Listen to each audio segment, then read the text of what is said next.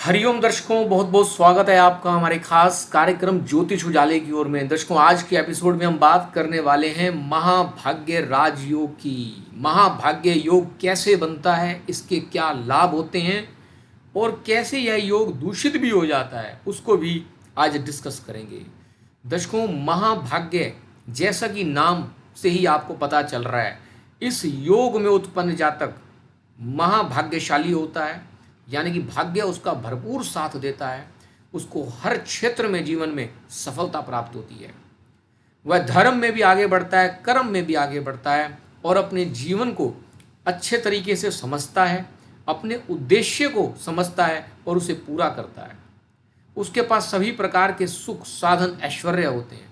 उसकी आयु भी अच्छी होती है, यानी कि दीर्घायु होता है ऐसा जातक जिसकी जन्म कुंडली में यह महाभाग्य योग बनता है। अब जानते हैं कि यह महाभाग्य योग बनता कैसे है। महाभाग्य योग के बारे में शास्त्र ये कहते हैं कि अगर पुरुष जातक की कुंडली है तो उसमें कॉम्बिनेशन अलग होते हैं और स्त्री जातक की कुंडली में कॉम्बिनेशन अलग होते हैं। तो सबसे पहले बात करते हैं पुरुष जातक है। यदि आप मेल हैं, आपकी जन्म कुंडली के अंदर यदि सूर्यदेव, चंद्रदेव और लग्न के मालिक यानी कि लग्नेश पुरुष राशियों में है, यानी कि जो ओड साइंस रहती हैं, विषम राशियां रहती हैं, जैसे कि मेष राशि, आपकी मिथुन राशि, आपकी सिंह राशि और तुला राशि, धनु राशि और कुंभ राशि, इन राशियों में यदि सूर्यदेव, चंद्रदेव और लग्नेश की स्थिति हो जाती है तो ऐसे में महाभाग्य राजयोग का निर्माण हो जाता है। और इसी तरीके से यदि स्त्री जातक की कुंडली है और स्त्री जातक की कुंडली के अंदर सूर्यदेव, चंद्रदेव और लग्न के मालिक लग्नेश सम राशियों में आ जाते हैं।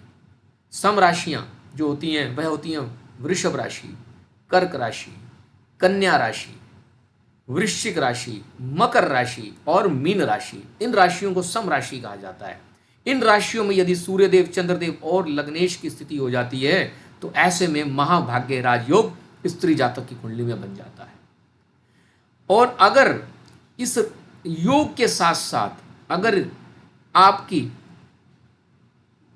बृहस्पति देव, शुक्र देव, पाप संग्रहित बुध देव और बलि चंद्रमा का भी योग बन जाता है, इनकी दृष्टि हो जाती है, इनका कहीं साथ मिल जाता है, केंद्र त्रिकोण भावों में अगर यह योग बन जाते हैं तो यकीन मानना यह और ज़्यादा प्रबल हो जाता है और अच्छे से अपना काम करता है जीवन के अंदर। अगर पाप प्रभाव इस योग पर पड़ जाता है तो ऐसे में इस योग की जो स्ट्रेंथ है वह कमज़ोर हो जाती है और व्यक्ति को इसका पूरा लाभ नहीं मिल पाता। तो आप यह योग अपनी जन्म कुंडली में देख सकते हैं। अगर आपकी जन्म कुंडली में महाभाग्य योग है तो आपको हर तरीके से सफलता मिलनी निश्चित है। इस योग को और अच्छा करने के लिए अपने इन ग्रहों को आपको मजबूत बनाना चाहिए, जिससे जब इसका समय आए तब वह आपको अच्छे से फलित हो पाए। हरिओम हरिओम हरिओम।